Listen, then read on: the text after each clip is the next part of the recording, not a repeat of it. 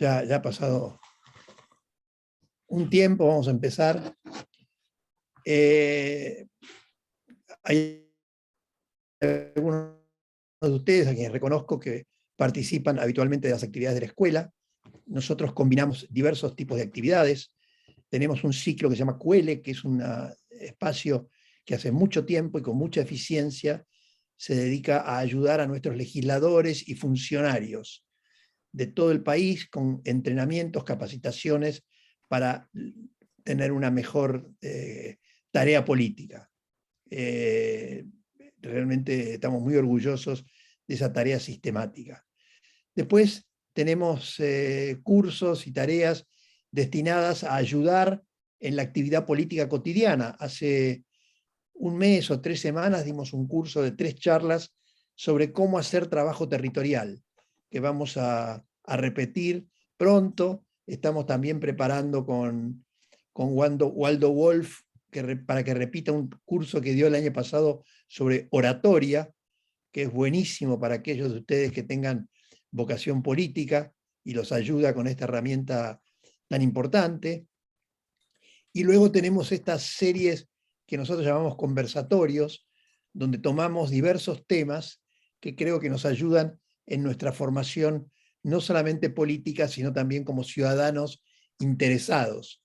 Porque entre ustedes hay básicamente una mayoría de ciudadanos interesados, preocupados, con ganas de participar y sobre todo de influir en la realidad de sus lugares. El año pasado, desde la presidencia del PRO y por iniciativa de Patricia Bullrich, se escribió un libro que tengo acá, que se llama Apuntes para un debate, Comisión Nuestras Ideas y Nuestros Valores, en la cual Julio tuvo mucho que ver. Y esta tarea que vamos a hacer hoy, el libro está disponible, lo podemos también enviar por digital para aquellos que ustedes quieran, es una continuación de ese trabajo.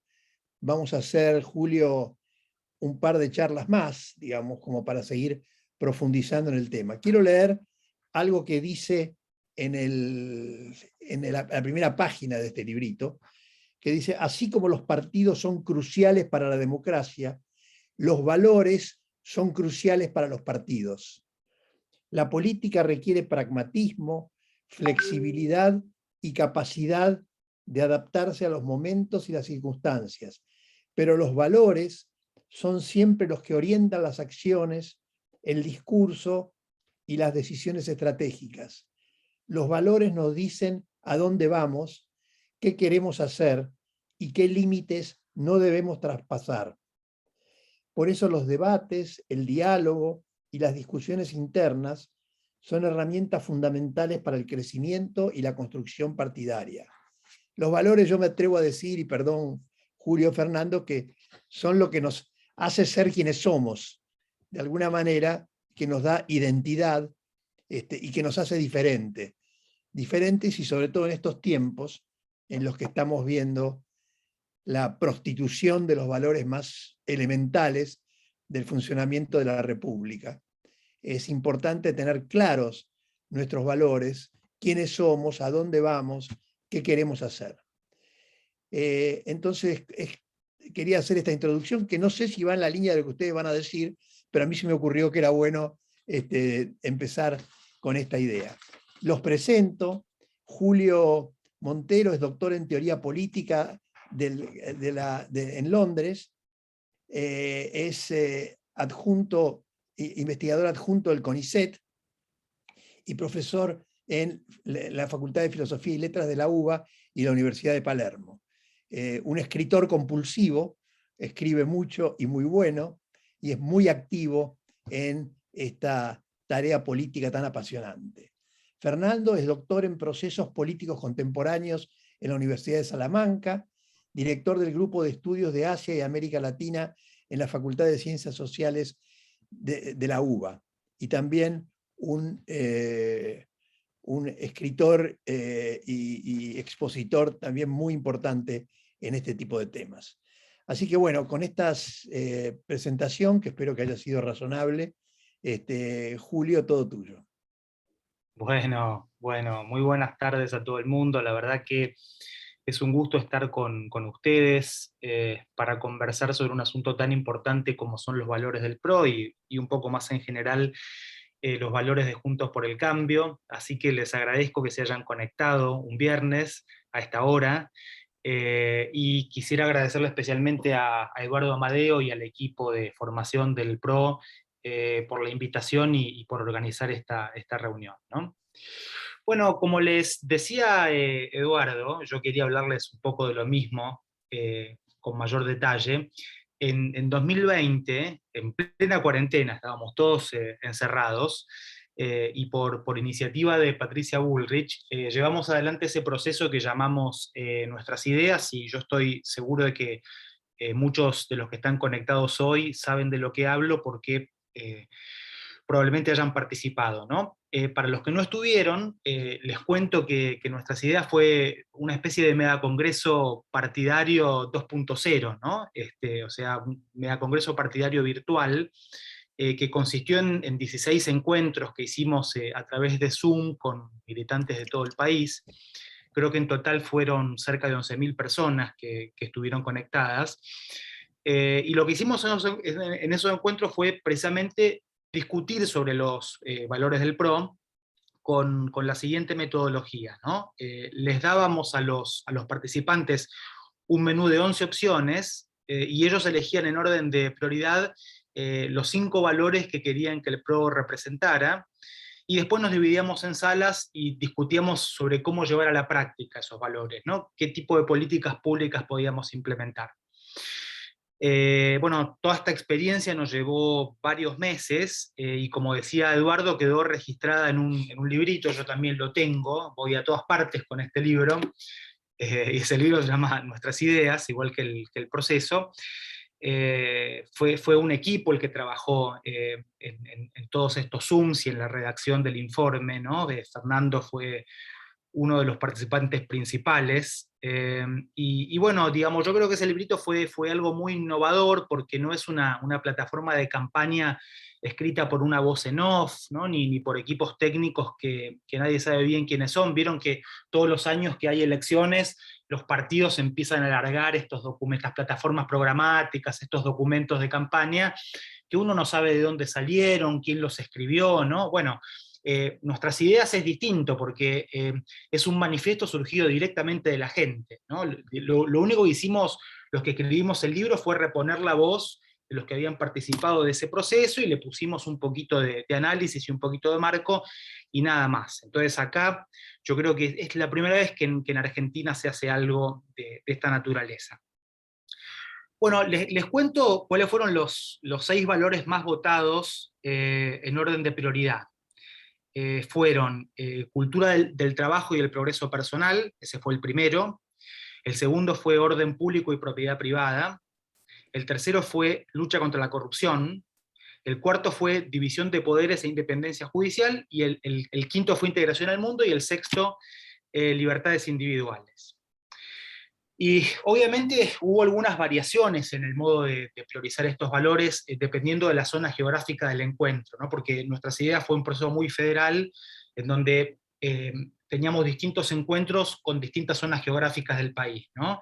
Dividimos la provincia de Buenos Aires en varias porciones. Tuvimos Cuyo, tuvimos Noroeste, tuvimos Noreste, tuvimos Patagonia, tuvimos Ciudad de Buenos Aires, ¿no? Y entonces, dependiendo de la zona geográfica, había algunas pequeñas variaciones en el modo de priorizar los valores. Y, por ejemplo, digamos, en Cava apareció como un valor más o menos importante sensibilidad social, que en la mayoría de los distritos no tuvo votos o quedó muy rezagado, no porque seamos, no necesariamente porque los simpatizantes del PRO seamos insensibles socialmente o no nos interese la sensibilidad social, sino porque pensamos que no es el valor más distintivo que representa el PRO en el contexto de la política argentina, ¿no? Hay otras fuerzas que ya se apropiaron de esa bandera, y nosotros tenemos que representar otra cosa. Pero bueno, más allá de estas variaciones geográficas que yo les comentaba, la verdad es que hubo alta convergencia en la selección, lo cual me parece que muestra que el PRO y en cierta medida Juntos por el Cambio es un espacio político mucho más homogéneo de lo que a veces pensamos, ¿no? Les digo más, tal vez esos desacuerdos que muchos dicen que existen en la coalición, esa interna de zoológico entre halcones y palomas, tiene más que ver con diferencias entre los dirigentes que con diferencias entre los votantes, ¿no? O sea, los votantes del PRO, por lo que vimos nosotros en nuestras ideas, sabemos muy bien lo que queremos, y lo que queremos es un cambio profundo respecto de lo que hay. Eh, si alguien no quiere un cambio profundo es porque está pensando no en los votantes del PRO, sino en conquistar a los votantes de algún otro espacio político, ¿no?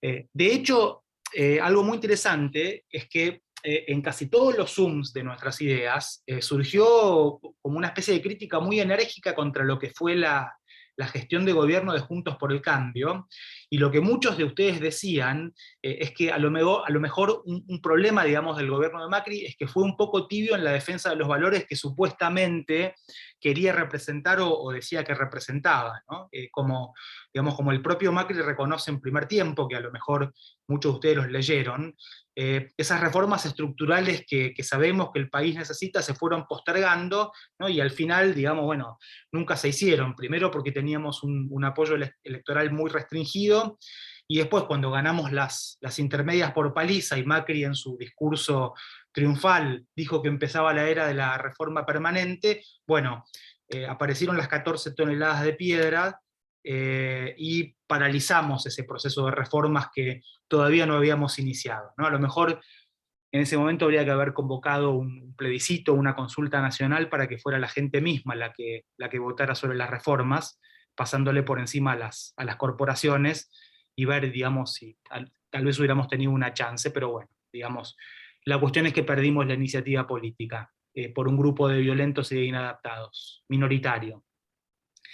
Y bueno, yo creo que esta crítica de que el gobierno de Juntos por el Cambio fue un poco tibio, tiene que ver con un problema más general que también apareció en los Zooms, ¿no? Y ese problema es que, digamos, se señalaba una y otra vez que que Juntos por el Cambio renunció casi voluntariamente a construir una narrativa propia que pudiera competir con el relato populista y desplazarlo. Yo a veces, digamos, jugando con esa idea, digo que el gobierno de Juntos por el Cambio estuvo marcado por una especie de fe ciega en los hechos, ¿no?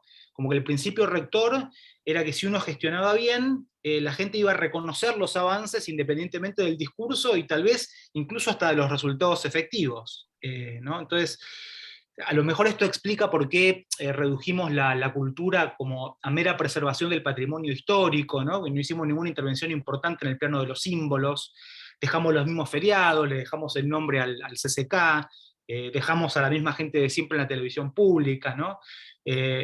Pusimos los animalitos de colores en los billetes para no reivindicar a ningún prócer que pudiera ser molesto o disruptivo para el peronismo, ¿no? Entonces, bueno, en última instancia, la verdad que si uno lo mira a la distancia, por lo menos en su primera etapa, Juntos por el Cambio fue un proyecto político electoral que no estuvo acompañado de un proyecto discursivo ni de un proyecto cultural, ¿no? Y digamos, la verdad es que yo creo que si uno mira esa primera experiencia en el gobierno de Juntos por el Cambio, pero mira experiencias políticas más en general, la verdad que yo creo que lo que ese panorama muestra es que en política no solamente importa lo que hacemos, sino también lo que decimos acerca de lo que hacemos, ¿no? Y cómo conectamos eso que estamos haciendo con las experiencias y las frustraciones de la gente, ¿no? O sea, hay que hablar todo el tiempo en política, uno nunca puede ceder la palabra, uno nunca puede quedarse callado, ¿no? Yo soy, bueno, en mi formación de grado yo soy filósofo, ¿no? Y así que me voy a permitir un comentario de corte filosófico. Si ustedes estudian un poco de epistemología o de filosofía de las ciencias, van a ver que desde hace ya bastante tiempo, al menos digamos desde la década del 70, los epistemólogos se dieron cuenta de que eso que llamamos hechos es el producto de una interacción entre ciertos datos externos que nosotros no manejamos, ¿no? Cosas que pasan en el mundo, y los marcos de sentido que usamos para interpretar y ordenar esos datos, ¿no? No hay realidad sin un marco de sentido que nos permita procesar esa información que recibimos de lo que está pasando en el mundo, ¿no? Fuera de nosotros. Y, digamos, pareciera que lo que Juntos por el Cambio hizo de distintas maneras fue dejar intactos esos marcos de sentido que había instalado el peronismo primero y el kirchnerismo después. Y de hecho, digamos, no solamente los dejamos intactos, sino que por momentos los reprodujimos, ¿no?, activamente, pues yo creo que si uno escucha el discurso de alguno de nuestros dirigentes, bueno, la verdad que detrás de ese discurso uno encuentra el pobrismo, ¿no? Es decir, no necesariamente el pobrismo asistencialista, sino lo que yo llamo el pobrismo de los buenos servicios, ¿no? Pero siempre se trata de poner al mismo sector social, al mismo segmento social en el centro de la escena y plantear la idea de que el Estado tiene que darle, ¿no? De que el Estado tiene que ser una máquina de suministrar. Entonces ahí están los misioneros de la distribución y del otro lado tenemos a los misioneros de la buena gestión, ¿no? Bueno, yo creo que todas estas discusiones que tuvimos dejan enseñanzas que hay que capitalizar, ¿no? Como dice Macri, esto fue solo el primer tiempo. Y cuando hacíamos nuestras ideas, lo conversábamos con Fernando, lo conversábamos con otros miembros del equipo, pensábamos que una enseñanza muy importante que teníamos que sacar es que, además de gestionar, tenemos que construir una narrativa propia con un poco de mística, ¿no? Y digamos, cuando digo narrativa no estoy pensando en un relato que distorsione o que falsifique la realidad como hace el relato populista, ¿no? Estoy pensando, digamos, en una trama discursiva que plantea un diagnóstico claro sobre la situación del país, y que también plantea una receta para salir adelante y que pueda generar cierto nivel de adhesión y cierto nivel de entusiasmo, ¿no? O sea, hay que contarle a la gente cómo es el país que queremos, y también hay que contarles por qué ese país es mejor que el país que quieren otros, ¿no? O sea, hay que dar esa disputa a nivel de las ideas y de los valores políticos. Y fíjense cómo está creciendo Milei, nada más que usando la palabra y movilizando expectativas, ¿no? O sea, el tipo no tiene aparato, no tiene billetera, no tiene equipos técnicos. La verdad que las propuestas que tiene por el momento son bastante primitivas, y aún así nos está comiendo una parte del electorado que Juntos por el Cambio ya no puede contener, ¿no? Y si Milei sigue creciendo de esta manera, se va a convertir en un problema grave para el PRO y para Juntos por el Cambio. Bueno, acá, digamos, en este punto, es precisamente donde se vuelve relevante todo este trabajo que estuvimos haciendo con las ideas del PRO, ¿no? Porque, digamos, esas ideas son las que nos proveen el material para articular esta narrativa política que necesitamos. Y si yo tuviera que hacer una lectura rápida de estos valores que elegimos como los más representativos del PRO, les diría que esos valores nos definen como una fuerza liberal republicana, ¿no? Los componentes republicanos, bueno, los vemos en valores como la división de poderes, ¿no?, el orden público, la lucha contra la corrupción, ¿no? Ustedes saben que, digamos, para la tradición republicana, uno podría decir ya desde Cicerón en adelante, pero bueno, digamos, desde Maquiavelo y Montesquieu en adelante, ¿no? La prevención de la arbitrariedad en el manejo de los asuntos públicos siempre fue como la reivindicación clave, ¿no? Y digamos, para estos autores republicanos no hay mejor antídoto contra la arbitrariedad en el uso del poder que la plena vigencia de las leyes y la existencia de poderes separados que se controlan mutuamente, ¿no? O sea, cuando el poder se concentra, o cuando algunos se ponen por encima de la ley, típicamente los corruptos son gente que se pone por encima de la ley, estamos siempre a las puertas de la tiranía cívica, ¿no? Porque, digamos, lo público se pone al servicio de intereses particulares, aunque no haya violencia ni suspensión de las garantías constitucionales. Pero hay alguien que se está apropiando de lo que es de todos, ¿no? Pero bueno, digamos, además de este componente republicano, que en una democracia constitucional todos los partidos políticos comparten en mayor o menor medida, no es el caso de Argentina, tenemos una fuerza hegemónica profundamente antirrepublicana, pero bueno, en otras democracias por suerte es distinto, ¿no? Además de ese componente republicano, les decía, el PRO tiene también una impronta liberal bastante marcada, que, digamos, pareciera que algunos dirigentes a veces quieren barrer abajo de la alfombra diciendo que son, no sé, socialdemócratas, desarrollistas o alguna otra cosa que no se sabe bien lo que es, ¿no? Entonces, los votantes del PRO somos liberales. no liberales porque creemos que el Estado tiene que reducirse a la mínima expresión o que hay que poner una bomba en el Banco Central, ¿no? O sea, el liberalismo no se reduce a eso, a estas ideas que ahora se pusieron de moda, ¿no? Digamos, de hecho, digamos, en todos los Zooms estos de nuestras ideas, hubo un acuerdo muy amplio en que el Estado tiene una función importante que cumplir. Por ejemplo, en la provisión de servicios públicos como la salud y la educación. Entonces, ¿qué nos dice todo esto? Bueno, nos dice que el liberalismo del PRO no es un liberalismo de tipo libertario, ¿no? Un liberalismo de puro libre mercado. Es un liberalismo que yo llamaría liberalismo social, ¿no? Es un liberalismo, digamos, que cree en el capitalismo como el mejor sistema para producir riqueza, pero que también cree que el Estado tiene que garantizarles a los ciudadanos las herramientas para que cada uno pueda progresar mediante el trabajo y el esfuerzo individual, ¿no? Y tal vez, digamos, por eso, por esta es la idea compleja que se trataba de expresar en los Zooms de nuestras ideas cuando se elegía como valor fundamental este valor que es cultura del trabajo, ¿no? La cultura del trabajo como algo que se contrapone a esta Argentina actual, digamos, ¿no? donde parece que todo es lo mismo, ¿no? Trabajar, no trabajar, estudiar, no estudiar, es igual, después uno se anota y recibe algún beneficio. Entonces, bueno, recapitulando un poco, me parece que hay dos conceptos que para el PRO son decisivos. El primer concepto es esta idea de progreso individual a través del mérito, ¿no? Y el otro concepto, que también está conectado con el mérito, que es parte del orden meritocrático, es una idea de justicia social, no como asistencialismo y puja distributiva, sino como igualdad real de oportunidades, ¿no? Y esa igualdad de oportunidades no se genera con un Estado que se mete en todas partes ni repartiendo la plata que se ganó otro.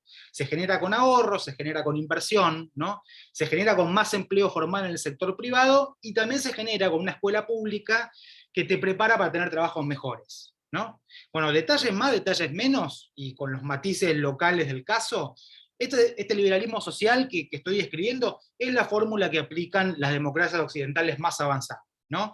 Es el liberalismo social que uno encuentra en las democracias nórdicas, ¿no? Los supuestos paraísos igualitarios.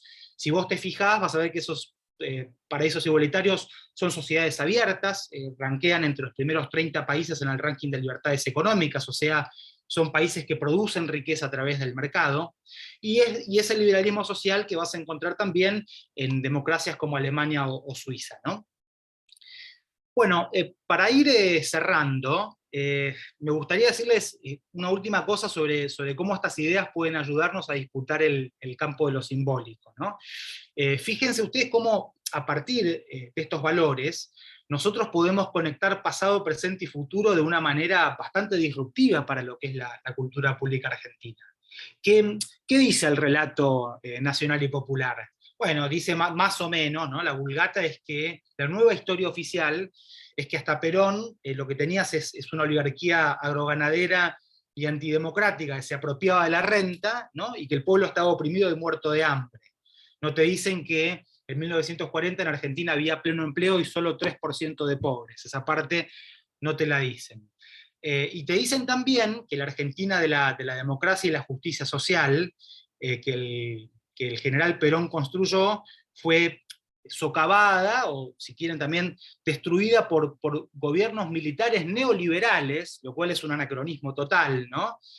Pero bueno, eso es lo que dicen, que esa Argentina, ese paraíso de la igualdad, fue destruido por dictaduras militares neoliberales, y trazan ahora una línea de continuidad entre esas dictaduras militares y Juntos por el Cambio, ¿no? Que es la única fuerza que pudo recuperar la alternancia democrática desde el golpe cívico que el peronismo dio en 2001, ¿no? Entonces, si quieren tener una experiencia de primera mano de este relato ficcional, vayan a la muestra que Pietragala, el secretario de Derechos Humanos, organizó en la ex ESMA, con fondos públicos, en donde comparan abiertamente a Macri con Videla, ¿no? Estamos ahí conversando con algunos colegas respecto de qué podemos hacer para parar esa muestra, que es un escándalo, ¿no? Imagínense si los socialdemócratas organizaran en Auschwitz una muestra en donde comparan a Merkel con el nazismo, ¿no? Porque están cansados de la austeridad fiscal de Merkel, ¿no? Sería un escándalo. Bueno, en Argentina nada es un escándalo.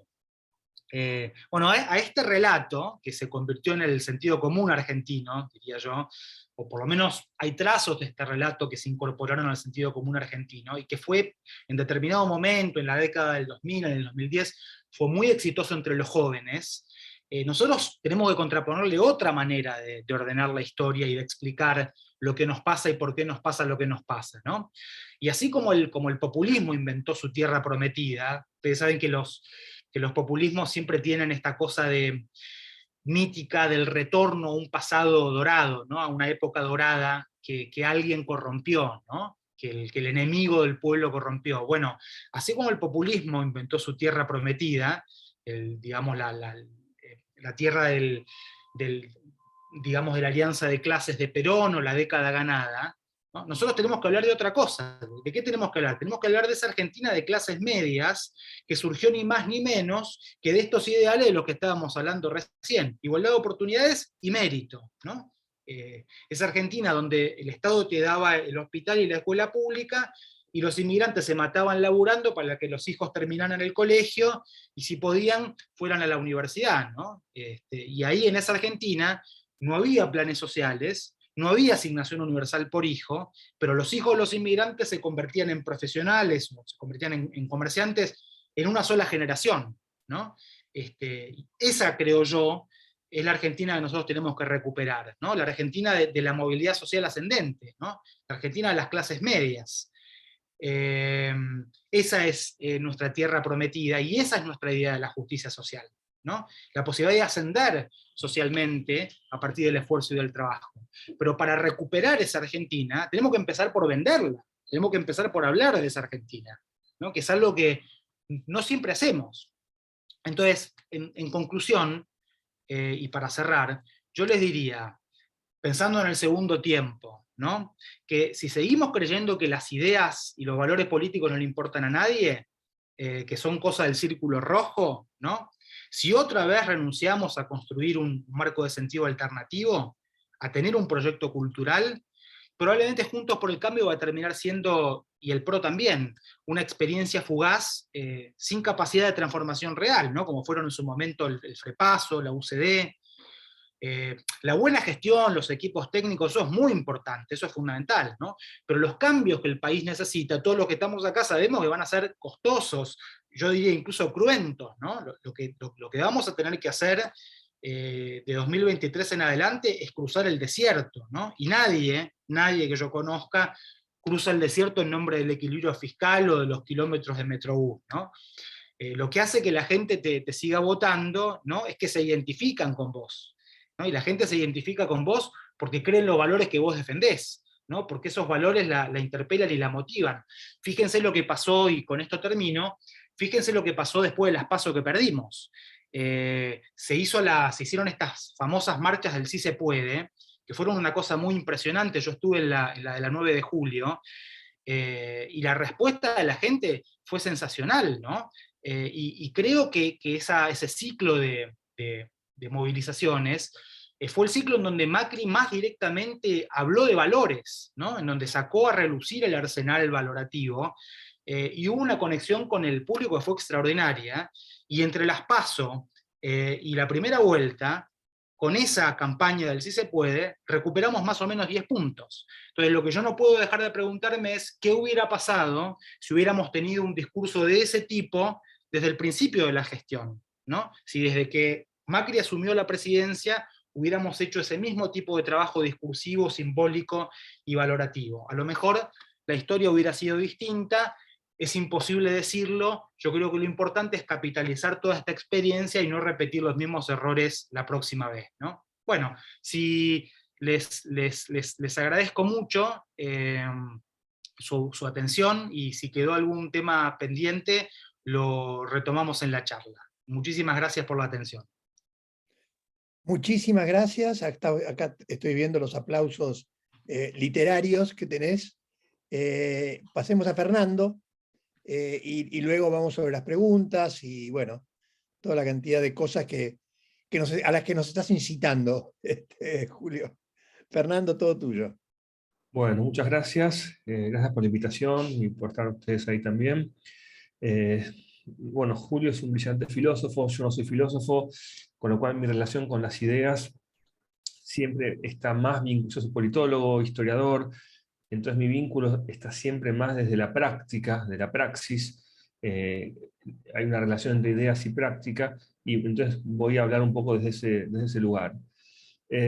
A mí me gustó este libro de nuestras ideas porque hablaba de los valores, pero tenía pocos valores.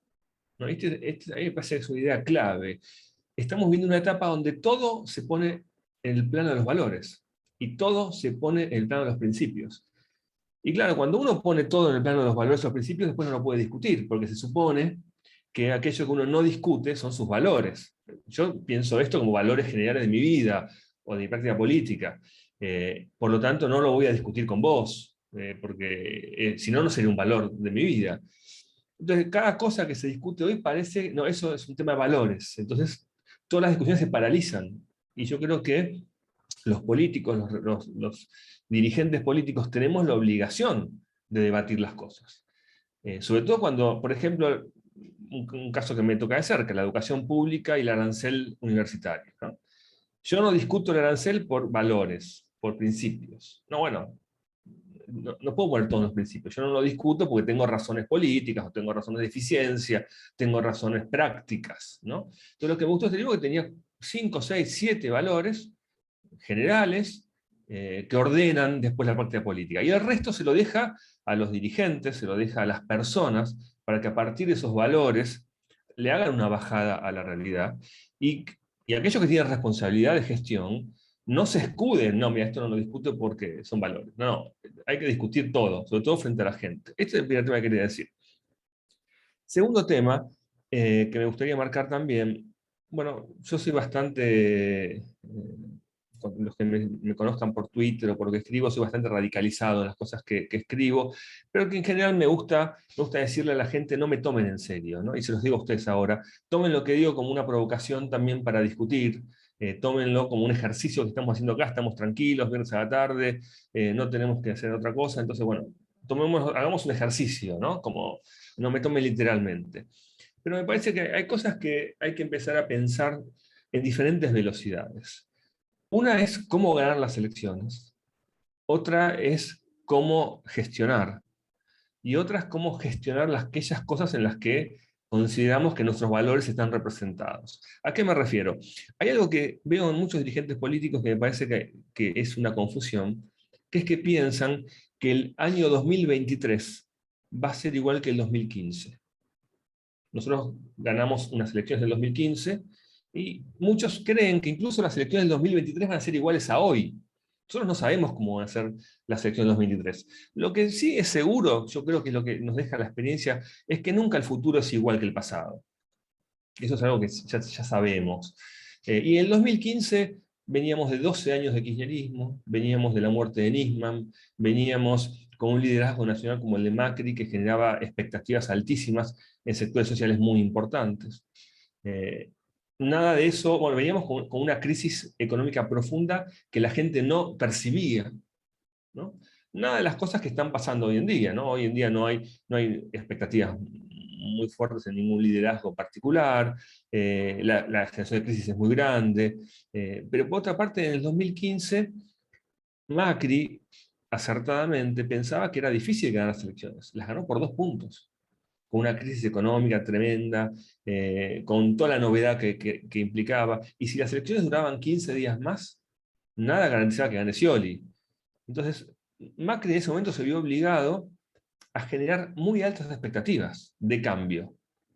Pensemos que en aquel momento los 3 partidos de la coalición, que se llamaba Cambiemos, eran lo que hoy se llamarían halcones, ¿no? Era Carrió en su momento de mayor ruptura con el sistema, Sanz, un radical también, que fue el que llevó a la alianza con el PRO a su partido, y Macri. O sea, no había dirigentes en aquel momento que plantearan, bueno, vayamos despacito, sino que Cambiemos en ese momento planteaba opciones de cambio bastante importantes en el imaginario de los que lo votaban, porque había que generar expectativas.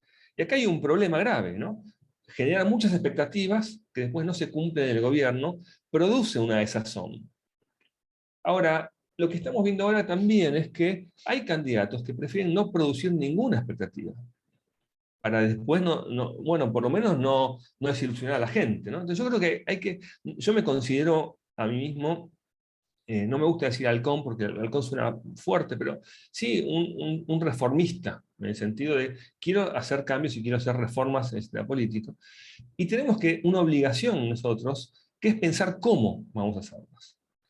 Una diferencia fundamental en el 2023 es que no vamos a ganar una oposición reformista, no va a ganar las elecciones diciendo solamente tenemos que ganar. En el 2015 sí, alcanzaba, hay que sacar el kirchnerismo. Hubiésemos puesto al Pato Donald, posiblemente hubiésemos ganado las elecciones porque había una mayoría harta del kirchnerismo. Ahora no alcanza. Ahora yo le digo a veces a la gente, tenemos que ganar, ¿y quién tiene que ganar? Larreta, Bullrich, Morales, Manes, ¿para qué tenemos que ganar? ¿Para perder a los 4 años y que vuelvan recargados con otro Alberto? Entonces, me parece, estas preguntas tenemos que empezar a hacernos nosotros, ¿para qué queremos ganar?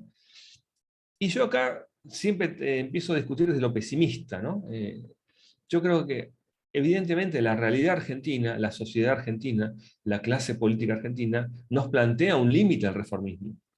Yo puedo decir, mira, hay que regalar aerolíneas, cerrar Telam, qué sé yo, impedir que los piqueteros entren en la capital federal. Yo puedo prometer un montón de cosas, pero después hay límites fácticos, ¿no? Es decir, efectivamente después, la misma gente que te votó, la policía dio 2 palazos de más y las encuestas bajaron el 70%.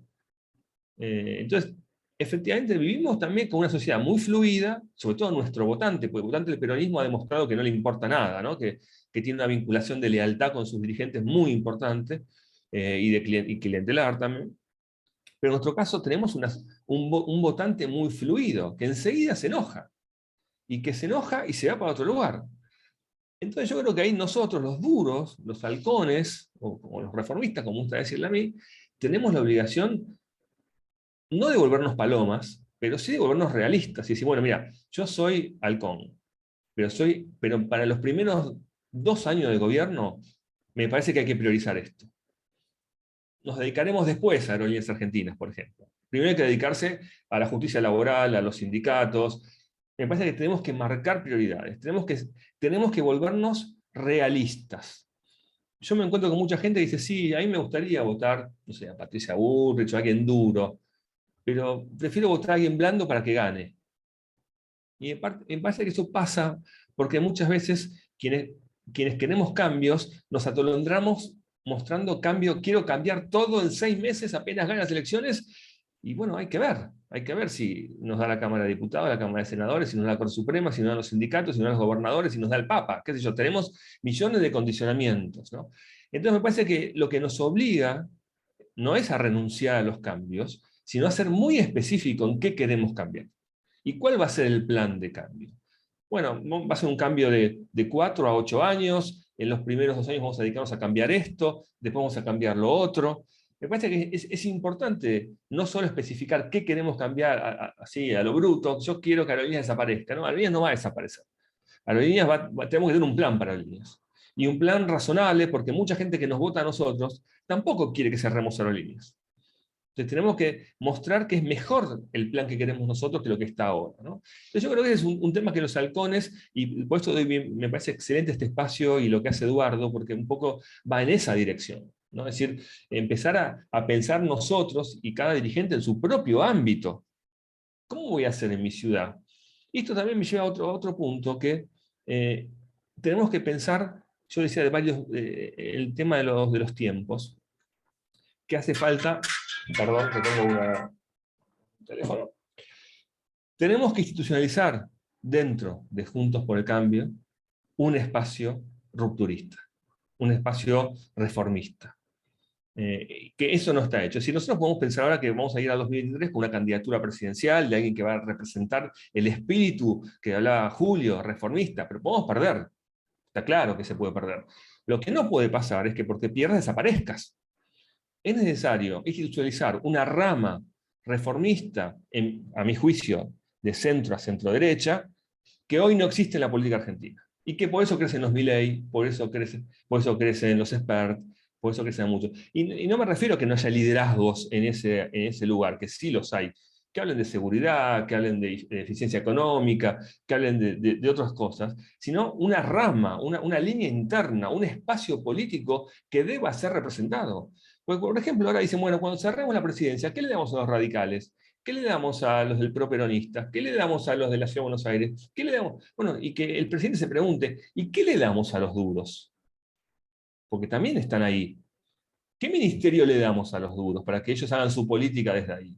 Lo que está pasando a mí no me gusta, en mi ciudad, por ejemplo, ¿no? En mi ciudad gana Juntos por el Cambio, el intendente de Juntos por el Cambio, pero parece que la ciudad es de él.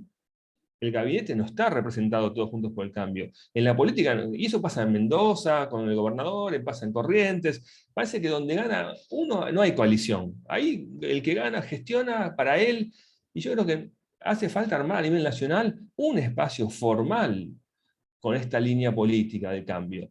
Porque si no, no hay estímulo para los dirigentes tampoco. Porque ya todos sabemos que los dirigentes políticos más altos cambian en general o cuando sienten la presión.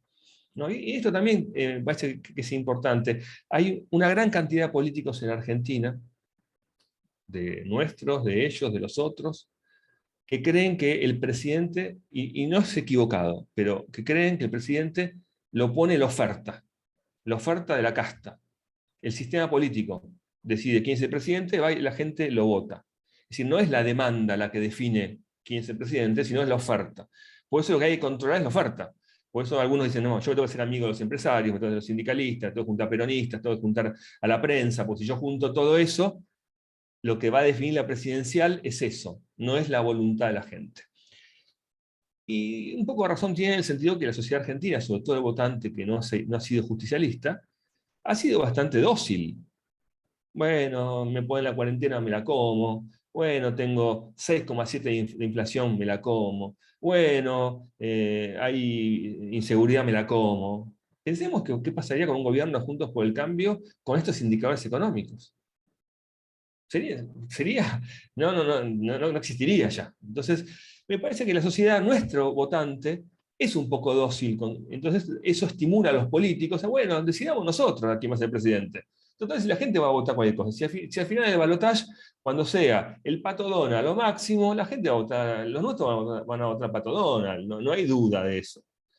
Entonces, yo creo que efectivamente tienen un poco de razón, pero estamos viviendo momentos muy particulares también, donde la demanda de las personas es muy intensa, donde el malestar es muy intenso, y donde gran parte del voto se está fugando por centro-derecha, como se fue a parte de López Murphy en la capital, en Las PASO, como se fue con Espert en la provincia de Buenos Aires, como se da con Milei a nivel nacional.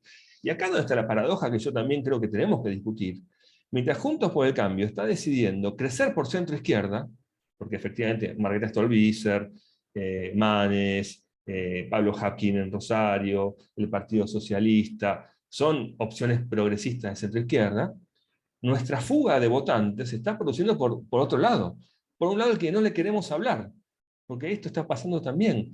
Nadie le está hablando a un votante como yo, por ejemplo, que está esperando que le hablen desde Juntos por el Cambio, me refiero, ¿no? O poca gente, quizás Patricia, la que está más hablando sobre eso, pero necesitamos, me parece también, empezar a formalizar espacios donde nuestra candidatura presidencial para el 2023 de los sectores reformistas sea una apuesta importante, trabajemos para eso, pero si no sale, que quede institucionalizada una rama dispuesta a seguir peleando el poder dentro de Juntos por el Cambio. Ya nos llamamos Cambiemos en 2015, Juntos por el Cambio en 2019. En la provincia de Buenos Aires nos llamamos Juntos. Es decir, el cambio se borró.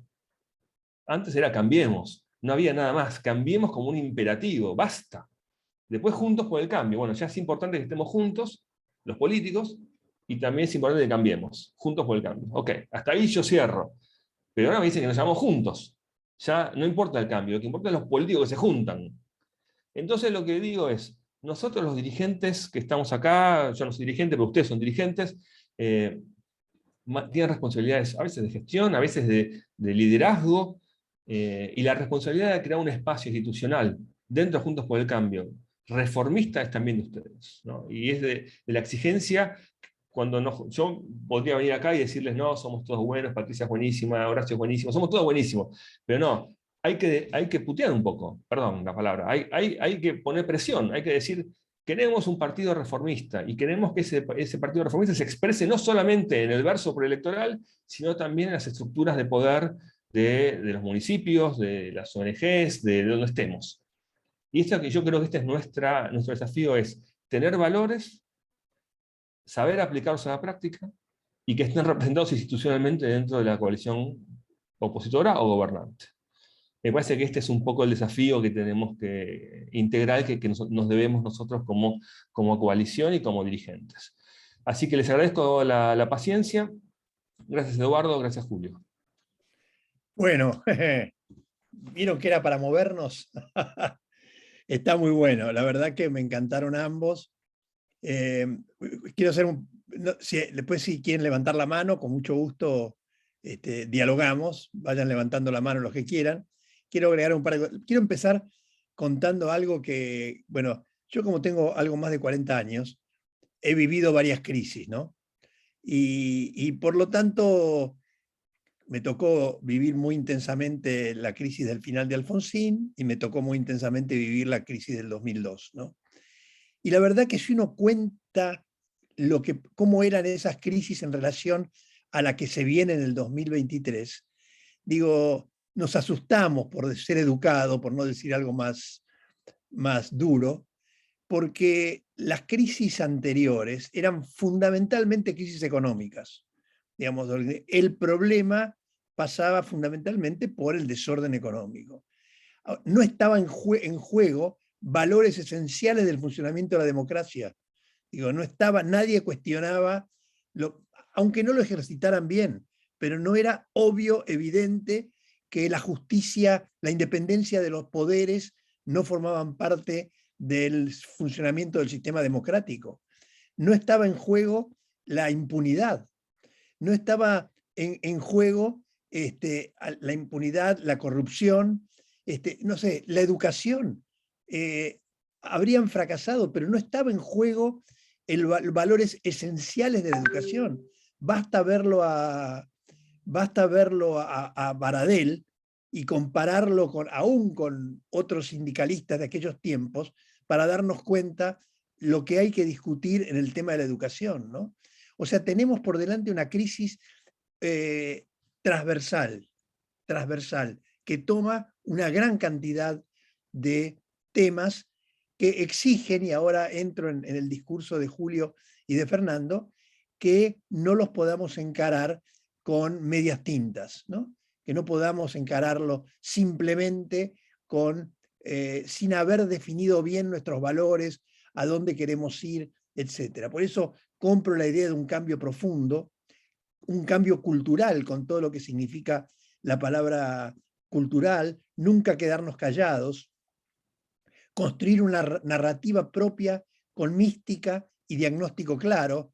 Fue muy interesante lo tuyo, Julio, inclusive la cuestión de los valores simbólicos, ¿no? Esto que decías sobre el tema de los billetes, de la construcción de la historia, las construcciones culturales. Digo, porque esto define quién sos vos, digamos, definitivamente quién sos vos, y no queda la sensación de que te faltan valores, valentía, iba a decir otra palabra, para poder cambiar la historia. Entonces, la cuestión de los valores simbólicos son muy fuertes sobre tu vocación y decisión de cambiar la historia, ¿no? Y además entrar en terrenos que todavía estamos discutiendo mucho interiormente, ¿no? El tema de justicia social. A mí me encanta esto de justicia social desde la igualdad de oportunidades. Yo valoro mucho cuando la oigo a Patricia hablar de la sociedad de clase media, como vos dijiste, ¿no? O sea, porque además es muy simbólico, ¿no? Es un ejemplo de éxito. O sea, cuando vos pones un horizonte de éxito, moviliza, porque mirás para tu casa y decís, yo quiero volver a eso. Y todo lo que se deriva de la sola idea de clase media, ¿no? La idea de las oportunidades, ¿no? Progreso individual a través del mérito. nuestra tierra prometida. Me encanta esto porque si no tenemos sueños, si no tenemos lugares a donde llegamos, nos gana la incertidumbre, nos gana lo negativo y demás.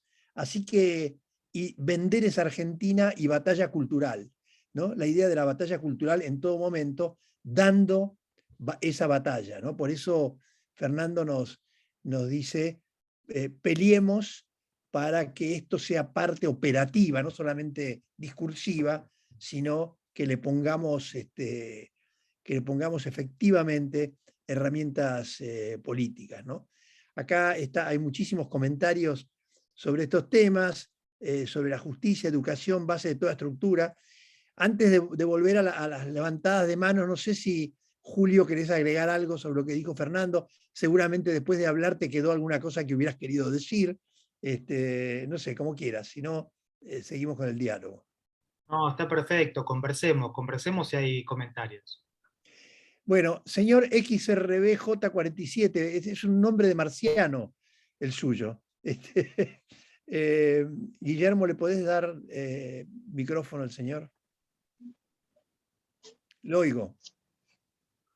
Buenas noches. Espero que me estén escuchando bien. No soy marciano, soy Angulo Antonio Alberto. Vivo en Las Heras, provincia de Santa Cruz. Soy referente del PRO. Bien. Y para mí es muy grato poder participar de esto. Así que les agradezco mucho. Excelente la narrativa de Julio y de Fernando, igual de usted, Eduardo. Y bueno, lo que a mí me sale es pensar en que tenemos que hacer más grande esto y que los que nunca participamos tengamos mayor participación y que tengamos mucho compromiso. Y nada, era eso, solamente agradecer y pedir disculpas por la llegada tarde. No, muchas gracias a usted, y la verdad que los admiramos porque sabemos la pelea que se está dando allá. Anda por allá mi amiga Silvana Giudici, que es nuestra representante, y hoy me contaba lo difícil que es. Así que ánimo, cuente con nosotros y muchas gracias por haber estado esta noche con usted. Y disculpe el chiste, pero lo que pasa es que aparece en su pantallita, aparece X3BJ47, por eso hice el chiste. Pero le agradezco. No, está perfecto. Soy cordobés soy cordobés, pero soy santacruceño adoptado tengo más años vivido en Santa Cruz que en Córdoba, y entendí el chiste, o sea, pero cuando me inscribí había puesto mis datos. Veo ahora que sale X3 y demás cosas, pero bienvenido, y le agradezco mucho. Y bueno, gracias, vamos, acá en Las Heras, nosotros, el PRO, yo soy el referente. En 3 meses salimos segundo en las elecciones que se dio ahora para diputado. Salimos segundo dentro de la coalición, habiendo trabajado 3 meses. O sea, ahora estamos tratando de enfocarnos más para dar la pelea más grande y tratar de tener más protagonismo. Hay muchísima gente acá en Las Heras que se ha comprometido, y bueno, esperemos que ninguno baje los brazos y todos vamos para el mismo lado. Esto demuestra que los valores valen. Muchas gracias. Totalmente. Lilian Ferreira. Buenas tardes, yo soy de la costa y nosotros acá tenemos muchos problemas, pero lo que quería preguntar es ¿cómo atraemos esos votos que se están fugando a Milei? Esta es la pregunta.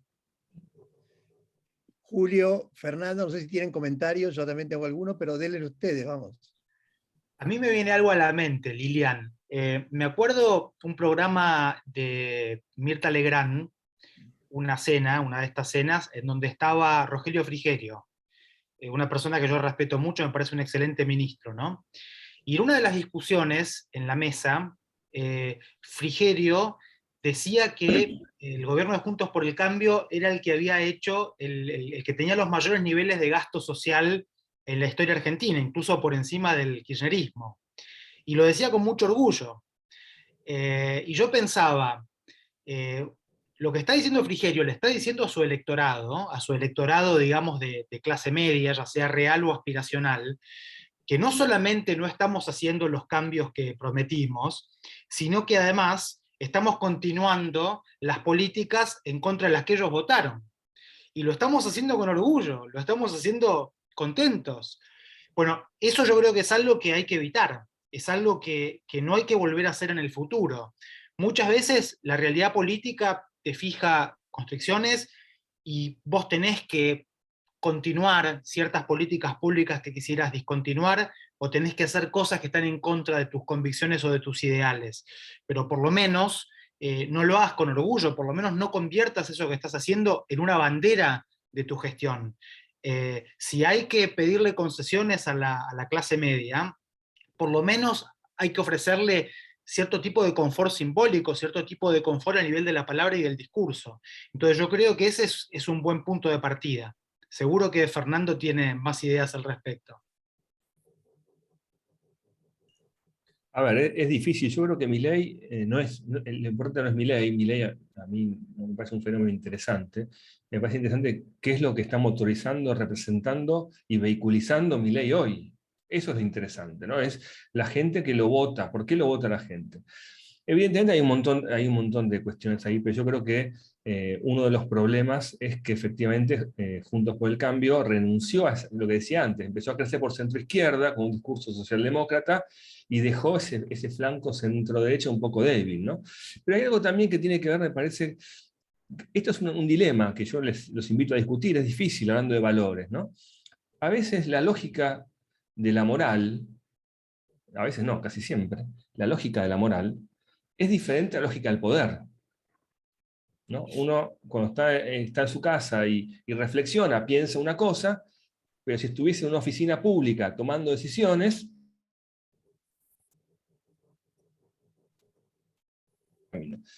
¿qué política debe hacer un dirigente? ¿La de la moral o la del poder? ¿No? Yo creo que este es un debate que efectivamente nos está influyendo a nosotros. Cuando está el gobierno arrodillado, el peronismo arrodillado, con la cabeza puesta ahí para que se la cortemos con una espada, y votemos y hagamos que el acuerdo con el fondo no salga, y se tengan que tomar un helicóptero, y se tengan que ir, ¿qué se usa ahí? ¿La moral? ¿La lógica de la moral? ¿Las instituciones, la democracia, el consenso? ¿O la lógica del poder? Yo te corto la cabeza y no te la pones más, ¿no? ¿Qué haría el peronismo? ¿Qué haría Milei en esa situación? Obviamente ya sabemos lo que harían, te cortan la cabeza. ¿Qué hizo Juntos por el Cambio? Dijo, no, bueno, la institucionalidad, el default, esto no se puede. ¿Qué hizo el peronismo? Dijo, gracias. Se levantó y al otro día aumentó las retenciones, creó la dirección de la resiliencia, subió un impuesto a no sé qué cosa, planteó el Consejo de la Magistratura. Este es un debate de valores también, porque mucha gente me diría, no, Fernando, escúchame, nosotros no podemos ser igual que ellos, nosotros tenemos que ser distintos. Y este es un debate, porque yo a veces digo, bueno, imaginemos un equipo del Barcelona, el Real Madrid. Van a jugar a la cancha de un equipo de la Primera D argentino. Ayer leía que el equipo Mercedes había ascendido a la Primera D. Bueno, van a jugar a la cancha de Mercedes. Y la cancha está toda poseada, no tiene pasto, el arco no tiene red, es más chica que lo habitual. El Barcelona jugaría toqueteando, el Real Madrid se darían pase. No, esa cancha, bueno, vos vas a la cancha que vas. Y la cancha que vas dice que si está llena de pozos, en vez de tocar la pelota, le pegás desde afuera, qué sé yo, no sé. Digo, la cancha que estamos jugando, la oposición, es una cancha embarrada, es una cancha difícil, una cancha sucia. Y uno no puede jugar en esa cancha como si esto fuese un cantón suizo. Entonces, yo creo que, de algún modo, hay que tomar la lógica de los valores, obviamente de la moral, pero también hay que atender la lógica del poder. Milei está planteando crudamente la lógica del poder. Dice, yo si llego, cierro el Banco Central. No importa cómo, yo no sé, lo voy a cerrar. No sé si después lo hará o no, eso es difícil saberlo, pero dice eso. Y los nuestros dicen cosas que son difíciles de explicar, que necesitan tiempo, que los periodistas no ayudan, la gente, y todos dicen algo diferente. Entonces, finalmente, pareciera que Juntos por el Cambio está dando vueltas para no decir. ¿No? Yo creo que este es un momento donde hay que decir. ¿no? Si nosotros tuviésemos, por ejemplo, yo fui muy crítico de lo que hizo Rodríguez Larreta poniendo de candidata a Vidal en la Ciudad de Buenos Aires. Para mí, un líder tiene que ser alguien seguro. Macri fue un líder seguro. Dijo, Michetti, vos me querés desafiar en las PASO de la capital, desafíame, presentate, yo te voy a ganar, porque yo soy el líder, yo mando, yo estoy seguro de mí mismo. Y así fue.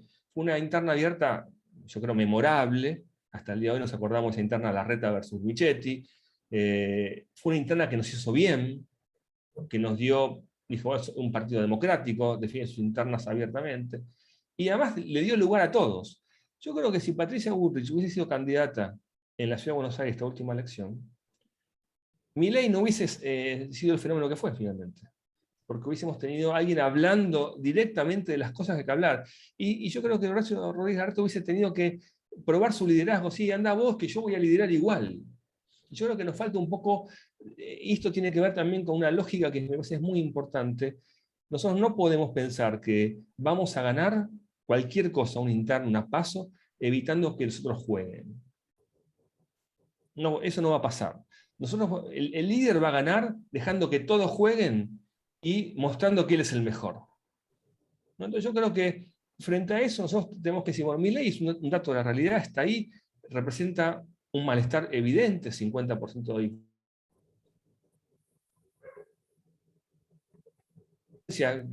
Lo que faltaba es que no hubiese una expresión de malestar. Y nosotros no estamos hablándole a ese malestar. Entonces, queremos que ese dirigente, Milei, no esté. Bueno, hablemosle a la gente que él representa en los términos que hay que hablarle. Hablemos de las cosas por su nombre. Y hoy los dirigentes de Juntos por el Cambio, la mayoría, algunos no, tienen temor de que le digan, bueno, usted está muy radicalizado, usted no... Miren, acá hay que, me parece a mí, aplicar la lógica del poder. El peronismo estaba arrodillado ahí, había que cortarle la cabeza. Y después ver cómo seguíamos. No había otra alternativa. Entonces, bueno, me parece que Milei va a seguir creciendo en la medida que Juntos por el Cambio siga girando hacia la centroizquierda o siga sin decir lo que hay que decir. Gracias. Les da un comentario operativo. Vamos a cortar las levantadas de manos hasta Lili Osorio, que obviamente no es Lili, el señor de camisa azul, por un problema después del tiempo. Yo quiero hacer dos comentarios, Fernando, sobre lo tuyo. Yo hoy estaba viendo encuestas, dos cosas. Basta de internas, o sea, la interna, las peleas entre dirigentes responde a la característica de la casta se pelea por los recursos, etcétera, etcétera. O sea, pasar por encima, mucho coraje. La palabra coraje es vital. Coraje para hacer lo que haya que hacer. Esto es esencial, ¿no? Tengo mi diferencia contigo, Fernando, sobre el tema de votar o no el acuerdo con el fondo, porque también tenemos que tener un poco de humanidad. El día después de la caída del acuerdo con el fondo, hubiera sido 1, 2 o 5 millones más de pobres. Y sin perder nuestra identidad, tenemos que también pensar en nuestra responsabilidad con la gente. Pero eso también lo podemos compensar con nuestra palabra de coraje, de cambio, todo lo que se ha dicho en esta hora y 10 en que estamos conversando. Bueno, dejo de hablar porque tenemos mucha gente esperando. Empecemos con Alejandro. Bueno, Alejandro. No te oigo, liberalo. Hola, hola, buenas tardes a todos. Yo soy Alejandro Smith, he sido profesor de la Universidad de Buenos Aires de la Facultad de Arquitectura, Diseño y Urbanismo, y estoy en este espacio porque me interesa mucho la forma en que se maneja el PRO y Cambiemos en principio. Lo que quiero decir, o lo que quiero preguntar, me aterra el futuro. Me aterra el futuro no por mí, sino por mis nietos. Mis nietas, tengo 4, y son el futuro, son los que van a necesitar vivir aquí y llegar a algo como se las ve preocupadas a ellas y trabajando y estudiando y haciendo sus cosas. Son muy chicas todavía. La mayor tiene 10 años, pero sí es necesario pensar en ellos. Y creo que este es el espacio que puede hacer algo para pensar en ellos.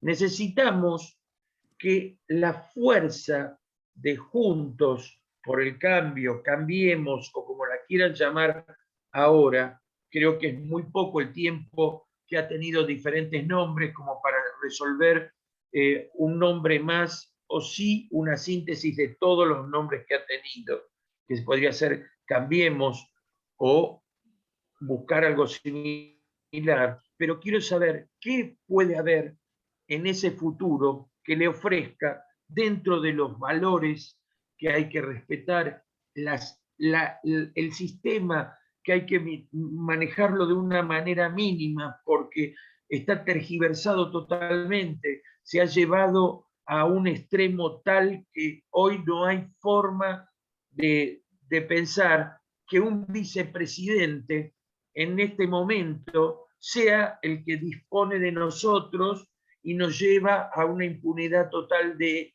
por querer reformar la justicia, está haciendo lo que está haciendo.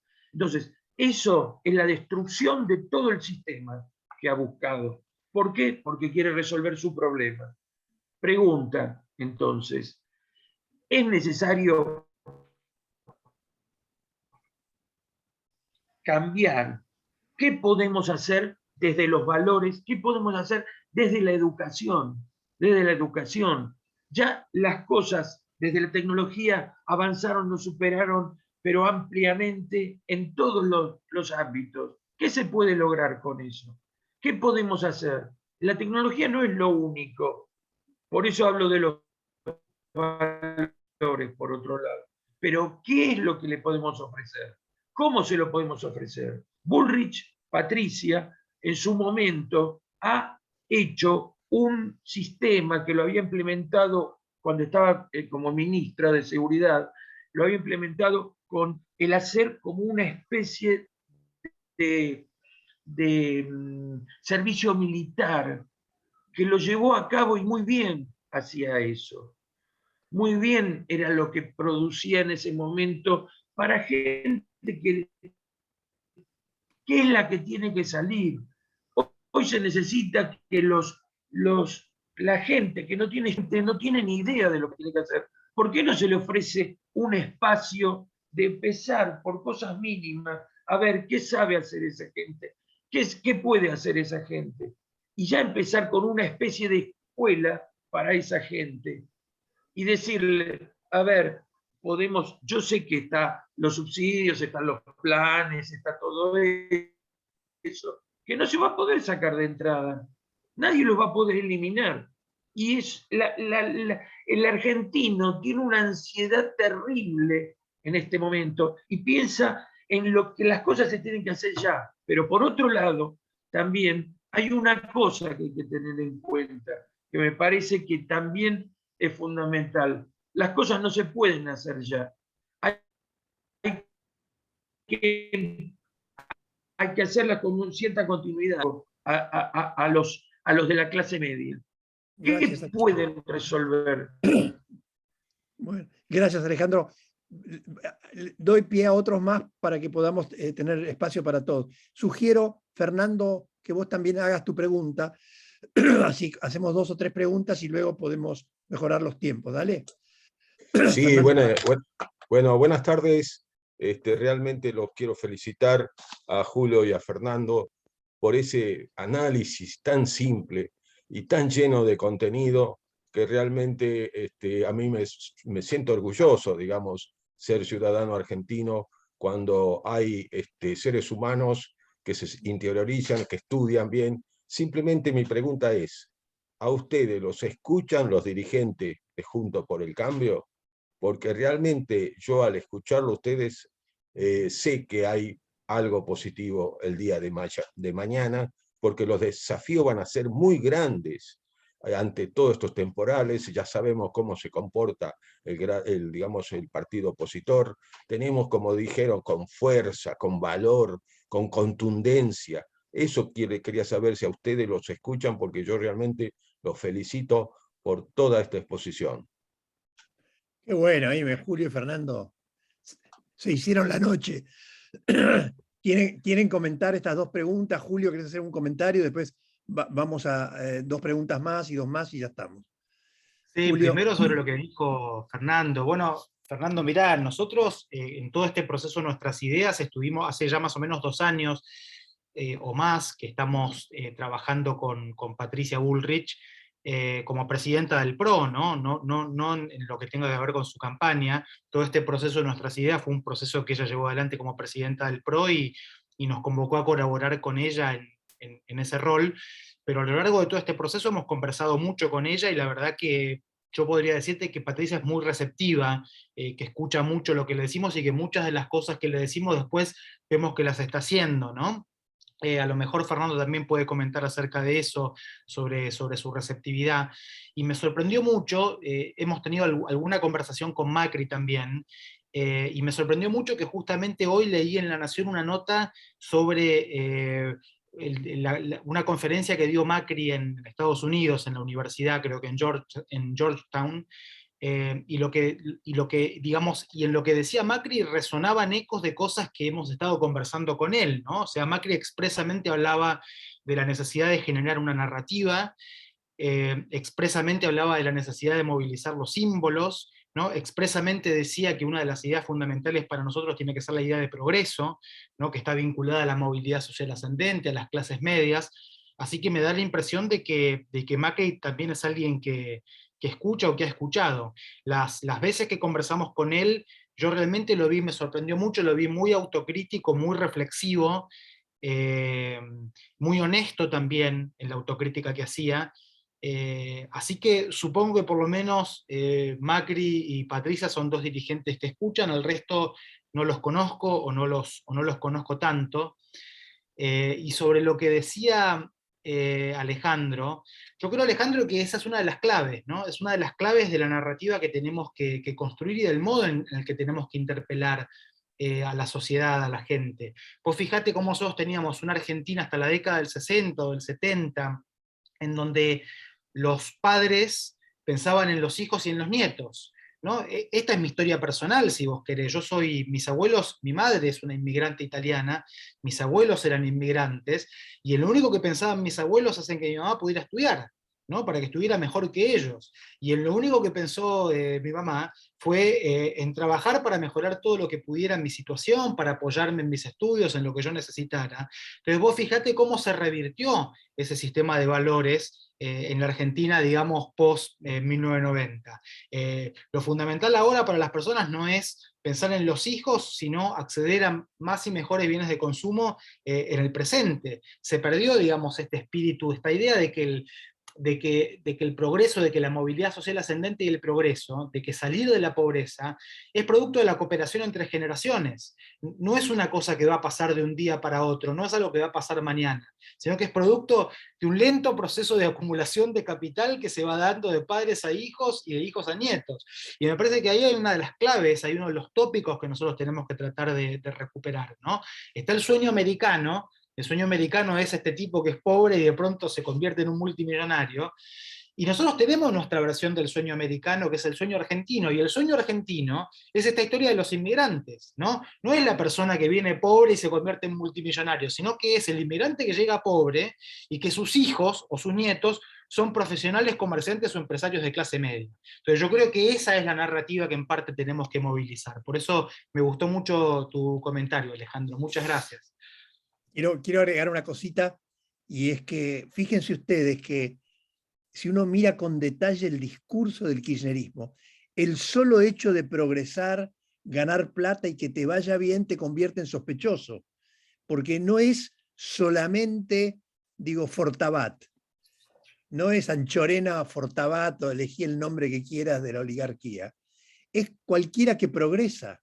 Digo, lo ve uno permanentemente en la sospecha de que el progreso se hace a costa del otro. O sea, no colaborás, sino que le estás sacando. Y por lo tanto, debes ser objeto de impuestos, controles y sobre todo de sospechas. Cuestión que es muy sospechosa viniendo de quienes vienen, de quienes se han hecho ricos sin poder explicar cómo, ¿no? Voy a Carlos y Jorge, y Fernando te doy luego la palabra para que vayamos mechando. Carlos y Jorge. ¿Me escuchan ahora? Ahora sí. Para Fernando, bueno, los dos, como me gustaría pasar 1 hora con ellos por día. Sería otra persona. Sí, sería marciano. Fernando, ¿podríamos dividir la política en faz agonal y arquitectónica, o mis lecturas son muy antiguas? ¿Querés contestar, Fernando? Y después vamos a... Dale, sí. Bueno, gracias por la pregunta y por la introducción. Mirá, yo creo que ese es difícil saberlo, ¿no? La Argentina, los que somos de la década de los 80 y los 90, vivimos como una especie de oasis donde no había disputa política y había muchos problemas y muchas discusiones, pero no había grieta, digamos. Pero si uno lo mira a largo plazo, Argentina es como una sociedad que ha vivido permanentemente en la grieta, ¿no? Después en los 70, los 60, los 50, en los 40, hasta en los 30, en los 20. Es una sociedad que tiende a la polarización, vamos a decirlo. Pero me parece que aún así hay una gran cantidad de gente, cada vez más, que vive su vida. En realidad la gente vive sus vidas, mira a sus familias, hace deporte, no sé, va al cine, quiere vivir tranquila, quiere tener un auto, irse de vacaciones, y me parece que a veces las discusiones que tenemos, es lo que antes se llamaba el círculo rojo, a veces pensamos que esas discusiones son las discusiones de toda la sociedad, ¿no? Pensamos que lo del Fondo Monetario es una discusión que abarca toda la sociedad, y quizás la gente no sabe ni lo que significa las siglas FMI, ¿no? Entonces me parece que de algún punto hay que entender que esta disputa que tenemos tan fuerte, esta cosa agonal, es más de la élite, llamémosle, de la clase política. Y con clase política digo de los políticos, de los dirigentes del fútbol, de los dirigentes de los consorcios, qué sé yo, los dirigentes, la dirigencia argentina en general, ¿no? Y me parece que estamos viendo un momento donde hay una fractura entre este grupo llamémosle el círculo rojo, el 10% de la población informada, y el 90% de la gente que vive su vida con una angustia también por diferentes situaciones. Y si me preguntas hoy, hay que volcarse, y esto también lo que habla para el que preguntó antes sobre sus nietas, ¿no? Yo creo que hay poco que esperar hoy del Estado. El Estado nos va a dar más de lo que nos da. Hoy hay que apostar a la sociedad civil, hay que apostar a estar en un partido político, en un ONG, hay que educar a la gente en las familias, buscar que los jóvenes tengan expresión en emprendimientos individuales o de amigos. Me parece que hoy hay que confiar más en la autoorganización de la sociedad civil que el Estado cambie a corto plazo. Por más que gane Cambiemos, el Estado es una maquinaria gigante, burocrática, ineficiente, enorme, y tardará también en cambiar y en llegar a las personas, ¿no? Entonces me parece que hoy necesitamos activar más nosotros en la sociedad, hacer que la sociedad civil sea más fuerte. Y ahí creo que hay esperanza porque tenemos jóvenes que son inteligentes, porque tenemos jóvenes que hablan idiomas, porque tenemos jóvenes que saben programar, que usan tecnología, que están más allá de la grieta, que escuchan otra música, que no ven televisión, que no le importa si está Majul o está Pañi, que se comunican de otras maneras. Y creo que es ahí donde tenemos que apuntar para que las cosas mejoren lentamente. Fernando, discúlpame, te hacía esta pregunta porque parecía que estaba hablando yo, por supuesto, no con tu vocabulario, de que por qué no actúan de otra manera los dirigentes. Bueno, yo le daba la posibilidad de que estamos en un periodo de juntar para ganar las elecciones. Lori Zamatea nos dio un consejo gratis el otro día en una entrevista. Díganle a la oposición que digan en todo momento que ganamos las elecciones, porque el oficialismo actúa como si ellos lo hubieran hecho. Entonces, yo estoy totalmente de acuerdo con lo que vos decís, pero ¿cuándo lo hacemos? ¿Cuando seamos gobierno o desde ahora, desde ya? ¿Podríamos llegar a juntar voluntades para ganar las elecciones? Mira, me remito un poco a lo que dije al principio. No es el 2015 esto.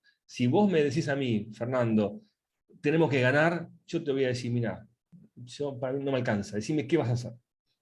Ya hay un porcentaje de la población muy grande que no te va a acompañar solamente para ganar a los peronistas. No te va a acompañar. Te va a acompañar si vos tenés una propuesta concreta. Y se va a ir con Milei, o con Expert, o con el que esté. Entonces me parece que no alcanza con juntar. Vamos todos juntos, voluntaristamente. No alcanza más. Esto fue el 2015 y salió mal. Bueno, Muchas gracias. Gracias. Fernando, la verdad que, nada, cuento que nosotros tenemos varios espacios. Faltan 20 meses, ¿no? Pero estamos corridos por la angustia, por la ansiedad, no solamente de los 20 meses, sino de mañana.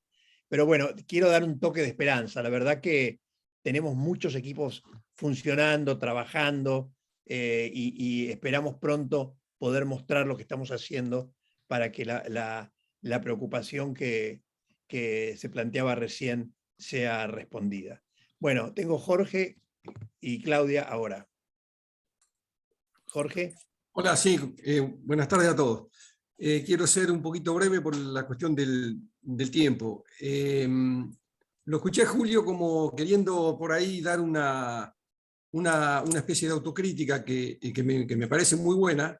Yo hablo desde el lugar que soy un ciudadano común, no ejerzo política, no estoy dentro de un partido político, no soy afiliado. Y la sensación que tengo como ciudadano es que por ahí, si hablamos de alguna autocrítica, vamos a hablar de lo positivo. Yo creo que si Macri hubiera renovado el mandato, estaríamos hablando de otra Argentina, claramente. Pero bueno, lamentablemente no. Y lo que me parece que claramente ustedes tienen que hacer, ver qué pasó, por qué pasó. Y me parece que tienen que llegar a un grupo de gente que no es que está en estos ámbitos. Porque acá, digamos, Macri en cierta medida, desde mi forma de ver y lo que puedo percibir, pareciera que en ciertos aspectos hubiera minimizado ciertas cuestiones. Hablaba de la inflación como que era un tema muy fácilmente llevable adelante, que era solucionable. Parecía en cierta medida que se refería más a, digamos, lo que es un voto calificado, y no iba a querer llegar después a un núcleo de gente que tenían necesariamente que convencer para poder seguir, ¿no? Minimizó también con qué oposición estaba, minimizó, por ejemplo, el entendimiento o el machaque que hubo que hacer necesariamente de determinados temas. Fíjense ustedes cómo la oposición ha logrado instalar, o sea, el actual gobierno y el kirchnerismo fundamentalmente, ha logrado instalar que Macri es el dueño de la deuda. La gente cree, y lo tiene por cierto, que la deuda y toda la cuestión del FMI es de Macri. No tienen en cuenta la deuda que genera el gobierno con las LEVAC, las LELIC, las transferencias de fondos de un lugar a otro. Entonces, yo creo que en cierta medida minimizan ciertas cuestiones y no le apuntan a determinada gente que tal vez no entienda el mensaje así que nosotros sí entendemos. Esto no es que nosotros seamos más cultos, sino que me parece que somos un público que votamos a determinados partidos, que nos damos la opción, tenemos por ahí algún grado más de educación, nos damos la opción de analizar ciertas cuestiones, por ahí hay mucha gente que no. La gente normal es muy cortoplacista. No le podés hablar de planes largos, porque el plan largo en un país como este nunca va a tener efectividad, lamentablemente, porque vos vas a tener que estar en el día a día. Por ejemplo, lo que hicieron muy bien cuando arrancó el gobierno, que es esa publicación que hicieron que se llamaba El Estado del Estado, en donde demostraba lo calamitoso que era el Estado, lo que generó el kirchnerismo, que él siempre lo ha vendido como que era un progresismo. El Estado del Estado, yo no sé si ustedes mismos lo han leído como dirigentes, pero ahí se demostraba acertadamente y claramente el desastre de lo que se estaba agarrando. Y el gobierno, junto por el cambio, es como que no lo publicitó eficientemente, digamos. Tendrían que haber machacado, como nos machacan la deuda de Macri y el FMI que trajo Macri, se debió machacar constantemente, un día tras otro, esto está destrozado, esto está detonado, acá se debe esto, acá nos dejaron esta olla a presión que van a explotar, acá nos generan esto, y tener siempre en cuenta que no lo tuvieron, que la oposición es destructiva, porque el peronismo tiene la virtud de cuando son gobiernos destruyen, después tiene que venir alguien, que son normalmente gobiernos moderados de tendencia liberal, a intentar arreglar, y cuando la cuestión se empieza a encaminar, te destruyen porque nunca van a permitir que sea un gobierno distinto a ellos lo que por ahí quieran encauzar el país. Un peronismo absolutamente fraccionado se une de tal manera que permite ganar las elecciones, y eso es algo que Juntos por el Cambio no lo vio, no lo percibió, pero están ante una oposición destructiva. Y ahora empiezan a hablar de Milei, y yo espero que ustedes, como uno de los partidos, digamos, más amplio, no estén hablando como Milei como un opositor a una cuestión de que le genere una cuestión como partido, en el sentido de que aparece un tipo de estos. Este Milei está captando el descontento de la gente en general contra el partido político, contra el político en general, está captando esa idea de esa gente que cree que Macri debió haber metido presa a Cristina, cuando si vos estás en un gobierno republicano tenés que entender necesariamente que existen tres poderes, existe un poder judicial, y que si un presidente quiere manejar un poder judicial significa que estás en una situación medio irregular. Pero Milei está captando ese tipo de gente, eso que te hablan del paredón, de que hay que fusilar al que piensa distinto. Bueno, pero yo creo que no va a ser un elemento que va a tener continuidad y que termine ganando o generando votos para ser presidente. Pero yo espero que los dos partidos tradicionales no lo vean como algo que se les puede venir Milei, y se terminen hasta ciertamente cubriendo, uniendo, para evitar que Milei avance. Porque Milei yo creo que va a tener vida corta, porque es un producto, un proyecto que está vendiendo el descontento de la gente, pero al momento de llegar a las elecciones presidenciales, yo no sé si va a tener equipo, sostén, como para generar algo. Y por último, para no irme y concluir, espero que ustedes, con la interna, no se terminen detonando.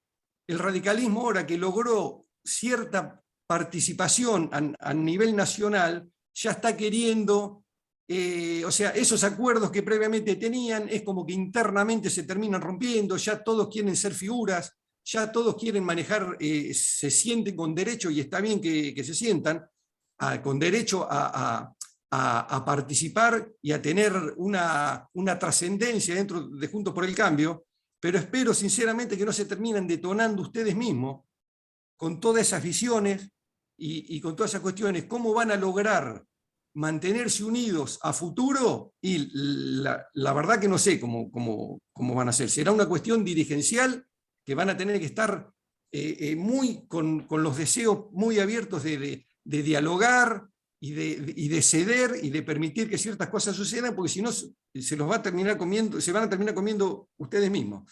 Muchas gracias, Jorge. Listo, mi visión fue esencialmente crítica, porque yo sí estoy acá para alabarlo a ustedes. Si yo estoy acá es porque los voté y porque confío en ustedes. Pero necesariamente es interesante que todos seamos críticos de lo que han hecho. Jorge, porque si no, creo que no sirve. Las alabanzas no sirven porque no te dejan pensar. Así que vamos, Claudia, voy a vos además con el aplauso de que sos la única mujer. Acá estoy por el chat recibiendo protestas porque dice las mujeres no levantan la mano, no hablan más, pero bueno, yo no puedo hacer mucho. Así que a vos, Claudia, ¿de dónde sos? No te oigo. A ver, espera que ya te conectamos. Espera. Guille, espera un segundo. A ver.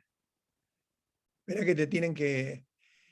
¿No tenés cerrado el microfonito vos, Claudia? A ver. Guille, ¿la podés liberar? Tiene que habilitar el micrófono. Tenés que habilitar tu micrófono, Claudia. Abajo donde dice silenciar, que está probablemente cruzado, tenés que cliquear ahí. ¿No lo ves?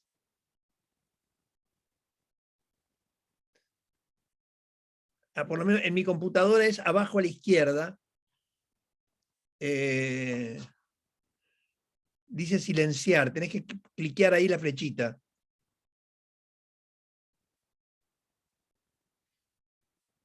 No.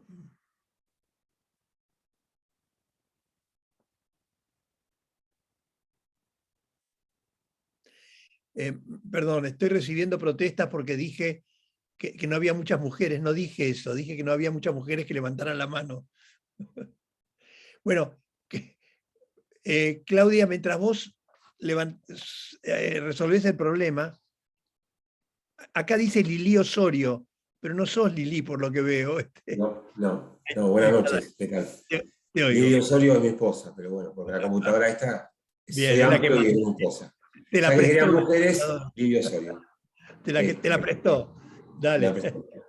Primero, bueno, felicitar también a la charla de ambos que han iniciado toda esta charla. La verdad que me pareció muy buena. Yo sí comento que soy de otro partido, yo soy radical. Obviamente soy de Juntos por el Cambio.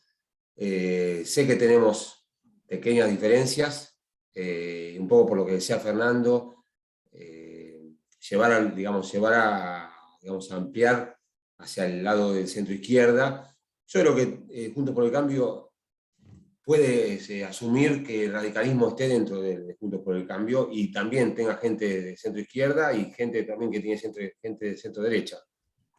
Por eso por un lado. Y después ser un poco crítico, como decía, bastante de acuerdo con lo que decía Jorge anteriormente, ser un poco crítico justamente en lo que pasó en el gobierno de Macri, que yo lo defendí, fui a todas las marchas y fui a la última que comentó Julio, que también me pareció, en todas sentí, quizás, bueno, lo digo, me emocionó ese fervor que se sintió y realmente lo sentí como tal, y bueno, de verdad, no se sabe qué hubiera pasado si se hubiera hecho eso con anterioridad, porque es contrafáctico, pero bueno, en principio, de comentar un poco que creo que dentro de Juntos por el Cambio, que ahora el radicalismo esté teniendo cierta competencia, por así decir la palabra, con el PRO, no creo que esté mal, creo que está bien, y creo que en parte, a mi visión y a mi criterio, puedo estar equivocado, fue parte de lo que le faltó al gobierno de Macri. Me parece que al gobierno de Macri le faltó un poco de cintura política, porque el radicalismo lo que tiene a veces es justamente lo que es el diálogo y la forma de comunicarse, es lo que le faltó, me parece, al PRO, en un montón de cosas que tenían iniciativa, pero no se veían, como lo que dijo Jorge anteriormente. O sea, la redacción de los puntos de Estado con Estado, que dijo Jorge, yo lo leí, y nunca entendí por qué no se dio con una publicidad mayor, y por qué no se recalcó justamente eso, no como se decía siempre, sí, que había una responsabilidad del gobierno anterior en un montón de datos, pero no era contundente. En cambio, en la narrativa de esa carta, sí era, me parece que era lo que tenía que hacerse. Y se hizo, pero no se hizo con la publicidad y con la fuerza que para mi criterio tenía que haberse hecho. Por eso digo, y creo que el radicalismo, por eso digo la fórmula, haciendo una fórmula totalmente del PRO, creo que se generó una preponderancia del PRO solamente sobre una fuerza, sobre un conjunto, una coalición, que era justamente eso, una coalición. Entonces, me parece que en esta oportunidad tiene que haber esa sumatoria. Para mi criterio tiene que ser una fórmula que sea combinada. No digo que no pueda haber gente, digamos, de PRO que sí respeto mucho, como Patricia, que la verdad, y yo estoy más también por, como decía Fernando, por los que sean contundentes y firmes en las ideas, y tienen que definir, yo lo vengo diciendo también en el radicalismo, tienen que definirse sobre ciertos hechos y actos en forma contundente. Por ejemplo, lo que pasa con el tema de los acampes en el 9 de julio, no se puede permitir, justo como recordando un poco lo que decía Julio, que venía digamos, Juntos por el Cambio, cambiamos en ese momento, a ver cómo manejaban el tema de los cortes en las calles o de los planes. Esos dos temas fundamentalmente, Cambiemos no lo resolvió. lo dejó pasar y fue viendo, entiendo yo que muchas veces el partido, digamos, gobernante actual tiene una forma destructiva. ¿Y qué busca? Lo que se dice vulgarmente, un muerto, tirarle un muerto al gobierno actual, al gobierno, mejor dicho, de ese momento. Pero se tienen que definir. La gente ya no va a soportar. Eso es lo que yo lo que está dando. Lo que nos pasa a todos es que no se va a soportar más ese tipo de cosas. Hay que, no sé, de la manera que tiene que ser, obviamente, democráticamente y moderadamente, en el sentido de no hay que reventar a nadie, no estoy hablando de eso. Estoy hablando, la Constitución habla de que tiene que la gente poder transitar. Entonces, tiene que anticiparse a esas cosas. Por ejemplo, para la marcha de mañana, se comentó, y yo lo escuché hoy al jefe de gabinete diciendo que el campo y toda la gente que convoca la marcha, se habló con la ciudad para que realmente de esa manera puedan ser habilitados los lugares para que puedan concurrir las personas que quieran concurrir. Y aparte se hace un sábado, con lo cual no generaría ese corte de trabajo que se genera cuando lo hacen un día de semana. Ese tipo de cosas, o que tomen realmente, o sea, no puede quedarse de brazos cruzados y solamente ser un enunciado de que el gobierno de la ciudad está en contra de que haya un corte de calles. Digo, tiene que ser, creo que ese es digamos, el tema fundamental, es que tiene que ser concreto. Juntos por el Cambio tiene que dar una plataforma en 10 puntos, como lo comenté cuando lo puse en el chat, que tienen que ser concretos y definirlos. Y eso tiene que ser la plataforma. Y después un poco en relación con lo que decía Fernando, justamente, que eso nos lleve, ojalá que nos lleve al triunfo, pero justamente para poder hacerlo, y lo tienen que hacer. Si no, vamos a quedar en el primer paso y no va a ser más que eso. Nada más. Buenas noches. Muchas gracias. Vamos a tratar de que Claudia pueda hablar y después hacemos un cierre, ¿no? A ver, Guillermo. Hola. Ahí está, bien. Hola. Adelante, Claudia. Soy de Berazategui, soy estudiante de ingeniería agrónoma y bueno, yo estoy con ustedes con la gran esperanza de que vuelvan a ser gobierno, apoyándolo. Fui fiscal general en las elecciones. Comparto los valores que tienen, por eso los apoyo. Y bueno, estoy con la esperanza de que ganen. Me gustó lo que dijo Julio, lo que dijo Fernando. Comparto mucho lo que dijeron. Y bueno, yo tengo la esperanza de poder trabajar en mi país, de no tener que irme. Porque estoy estudiando porque quiero progresar en mi vida. Mi papá no estudiaron, mis padres, de Santiago del Estero. Pero ellos siempre los hicieron estudiar a mí, a mis hermanos, y yo, bueno, con mi problema de labio, de polino, todo, pero acá estoy estudiando, queriendo crecer, haciendo mérito, porque creo en los méritos, creo que cada uno tiene que hacerse, y bueno, yo quiero un Estado que nos dé todos esos valores, que uno pueda trabajar en lo que estudia, que los jóvenes, yo no soy joven, tengo 43 años ya, pero quiero que haya un futuro para nuestros jóvenes, los que vienen atrás mío, y creo que la base es la educación, educar y que los jóvenes aprendan todo, no solamente si es bueno el capitalismo, si es bueno el todo, porque creo que eso también hay que cambiar. La educación está traspasada por la ideología, hay una ideología solamente, y por eso mismo Milei lleva a muchos jóvenes, porque claro, está todo como guionado, que hay un solo discurso en la facultad, en la secundaria, en la primaria. Perón es bueno, Macri es malo, Perón fue esto, Macri fue esto, y eso está mal también. Y por eso Milei lleva gente, porque claro, él dice, ahí discuten el poder, a ver quién tiene el poder, y así por eso Milei lleva gente. Y yo creo que el Milei no es nuestro competidor a ganar. nuestro competidor a ganar es, como dijo Fernando, la palabra de cambio. Cambiar a todos. Todos los ciudadanos tenemos que saber lo que es el Fondo Monetario, para esta, tenemos que saber la historia completa de un lado y del otro. No lo que nos conviene porque, no sé, somos peronistas, o yo nunca fui nada.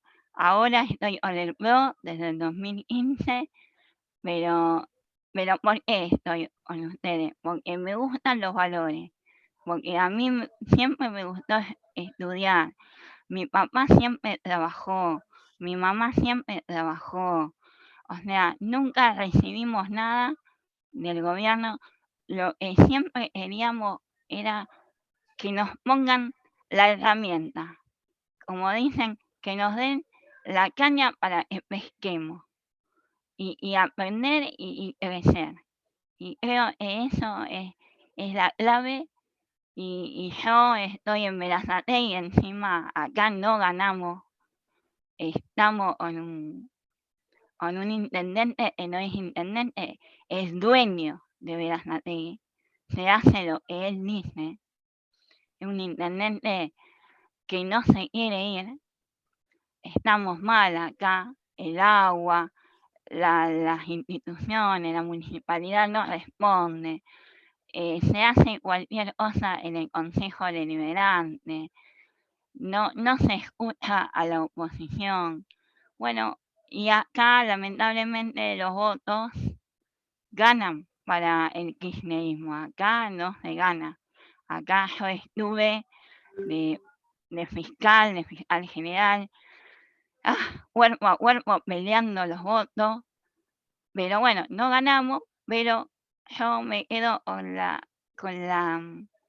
alegría de que yo peleé voto por voto. En el 2015, en el 2019, que lloré porque perdimos, no lo podía creer, pero bueno. Y mi visión es esto, es volver a creer en todas las ideas que dijeron Julio, Fernando, el señor Amadeo, y bueno, poner de nuevo toda la esperanza para que yo no me tenga que ir, que no me tenga que quedar y que pueda trabajar en mi país, con mi título, si Dios quiere, porque ya me falta 2 años nomás. Gracias. Si queríamos un cierre de optimismo, de ganas y de desafío, Claudia, has cumplido con el objetivo. La verdad que nos has emocionado mucho. Julio quiero corregir cuando dije que las mujeres no habían hablado mucho. Lilian, perdón, hiciste una muy buena intervención al principio. Discúlpame. Julio y Fernando, no sé si pueden poner todavía alguna frutilla más. Claudia les dio la torta con mucha crema. Ahora póngale una frutillita y cerramos.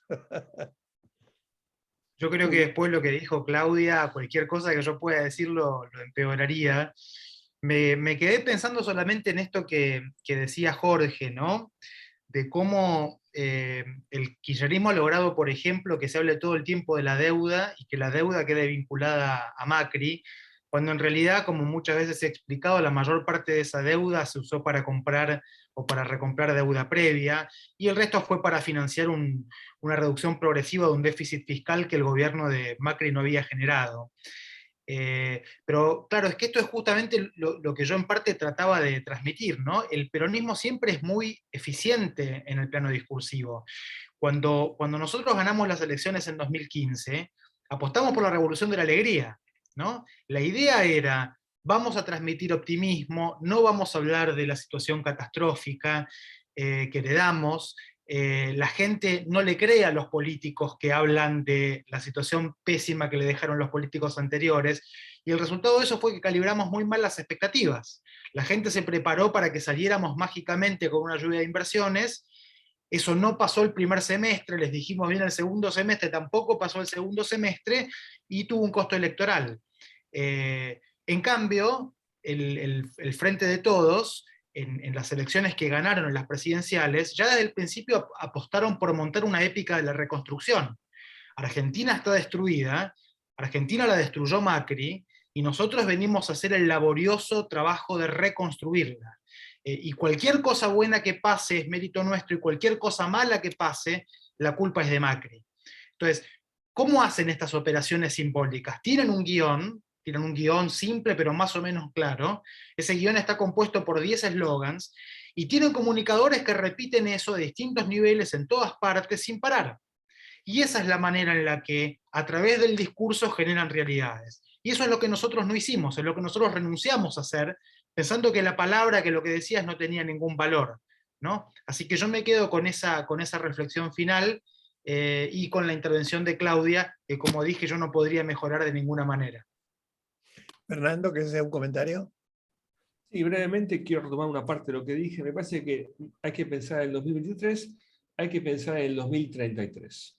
No solamente como país, sino como partido. Me parece que hay que apostar a construir un partido, a hacer lo que está haciendo Eduardo con este tipo de acciones, un partido, líneas internas, dirigentes. Lamentablemente las cosas no van a cambiar de un momento a otro.